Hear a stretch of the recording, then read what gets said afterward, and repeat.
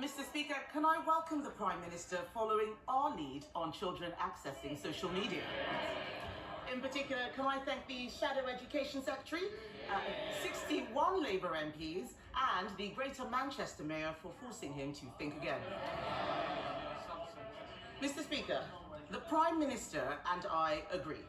The future of Greenland should only be decided by the people of Greenland. When the Prime Minister made this point to President Trump on Monday, did the President agree or disagree? Prime Minister. Well, Mr. Speaker, engaging constructively on international security matters hugely, particularly when it comes to security in the Arctic, and that's the context in which this discussion is going on in relation to Greenland. As we engage constructively, I have made my position clear on our principles and values. The first of those is that the future of Greenland is for the people of Greenland and the Kingdom of Denmark alone. The second is that threats of tariffs to pressurise allies are completely wrong. Mr. Speaker, we will continue to engage constructively. I've had many international calls in recent days, and the Prime Minister of Denmark is coming to the United Kingdom tomorrow for bilateral talks. But I do want to be clear with the House. I will not yield, Britain will not yield on our principles and values about the future of Greenland under threats of tariffs. And that is my clear position. Kemi Badenoch. Mr. Speaker, I'm very glad to hear the Prime Minister say that. We all know that the people of Greenland do not want to be ruled by America. But does he agree that just as those in Greenland should decide their own future, so should the Chagossians? Mr. Speaker, I've made out my position on Greenland absolutely clear on Monday and a moment ago. President Trump deployed words on Chagos yesterday that were different to his previous words of welcome and support when I met him in the White House. He deployed those words yesterday for the express purpose of putting pressure on me and Britain in relation to my values and principles on the future of Greenland. Mr. Speaker, he wants me to yield on my position, and I'm not going to do so.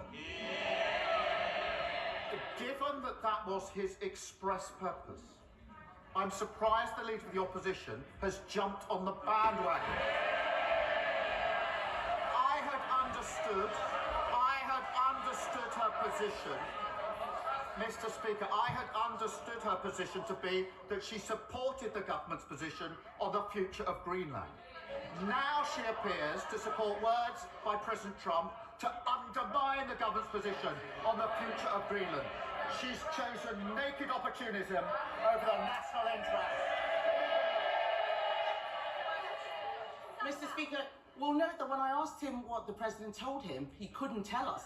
Now he expects us to believe he knows what's going on in President Trump's mind. Let me remind him, his Deputy Prime Minister, then Foreign Secretary, used to say that if President Trump didn't like the deal, it wouldn't go ahead. And let's look at what President Trump actually said. The Chagos deal is an act of great stupidity and a sign of total weakness. We didn't need President Trump to tell us that. We've been saying this for 12 months.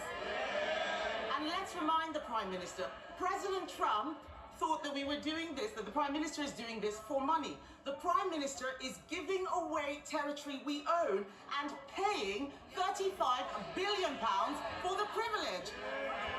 Why doesn't he just scrap this terrible deal and put the money into our armed forces? Prime Minister. The words from President Trump were expressly intended to put pressure on me to yield on my principles. What he said about Chagos was literally in the same sentence as what he said about Greenland. That was his purpose. And the future of Greenland is a binary issue that is splitting the world at the moment with material consequences. I've been clear and consistent in my position on the future of Greenland. The future is for Greenland and the Kingdom of Denmark alone. The leader of the opposition has taken 3 positions in 10 days. 10 days ago, she said Greenland was, in her words, a second-order issue. 4 days ago, she said she supported our position on Greenland. Now she's backing arguments intended to undermine our position, Britain's position on Greenland. This is an important national moment, and yet again the leader of the opposition has shown she is incapable of rising to it. I've already told him we agree on Greenland. I'm asking about the Chagos deal. That money, that £35 billion, should go to the armed forces. Mr. Speaker, the world is changing. We are in a very different place. The most dangerous international environment since the end of the Cold War. Last week, the head of the armed forces, not me, the head of the armed forces warned that our military faces a £28 billion shortfall. Is he right? Prime Minister! Mr. Speaker, I'm proud we're spending more on defence than any time since the last Labour government. The Strategic Defence Review is back the biggest sustained increase in defence spending since the Cold War. That's £270 billion this Parliament, making defence an engine of growth. That is a stark contrast. Ben Wallace, the longest-serving Conservative Defence Secretary, openly admitted that under their watch our armed forces were hollowed out. Order, order. They shout on a Wednesday and they defect on a Thursday. The loudest shouter used to be the former Shadow Justice. We should take a note of who's shouting most loudly this week. Kemi Badenoch. Mr. Speaker, the Prime Minister wants to talk about defections. Let me tell him that when I had someone undermining my party, I sacked him. If he sacked... Mr. Speaker,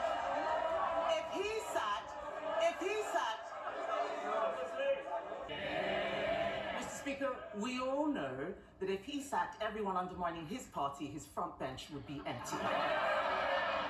But these questions I'm asking, these questions, right, jokes aside, these questions are about our national interest. These questions are about our national interest. We support our armed forces in every possible way.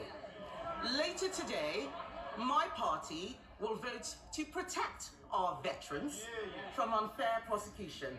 He is ordering his MPs to vote against them.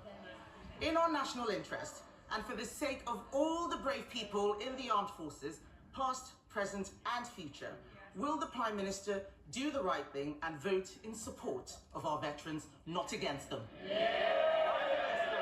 Mr. Speaker, she's claiming straight. She read the guy's defection letter and then at that point decided to sack him. What was she going to do?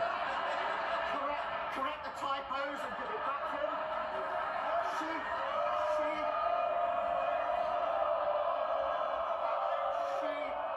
She should have sacked him when he made disgraceful comments about faces in Birmingham, and she failed to do so. And she smiles, saying it's a good thing she's cleared out, a good thing there's fewer Tory MPs. The rest of the country agrees with her completely in relation to that. On the question of veterans protection, under the last government, they passed legislation which was struck down, leaving our veterans utterly exposed. We're putting in place proper measures to protect them. Mr. Speaker, the Prime Minister wants to talk about leadership. Three of his own cabinet ministers told the Times on Saturday that he needed to learn from me. Order. Thank you, Mr. Speaker. But back to the national interest. Instead of acting in it, Mr. Speaker, the Prime Minister just tries to get through the day. On the Chinese spy hub embassy, he's too weak. On Chagos, he's too weak. On funding for the armed forces, he's too weak. On protecting our veterans from prosecution, he's too weak. Yes. Mr. Speaker, I will support the Prime Minister when he does the right thing. But time after time, this Prime Minister has done the wrong thing for our country. Isn't the truth that he is too weak to stand up for our national interests?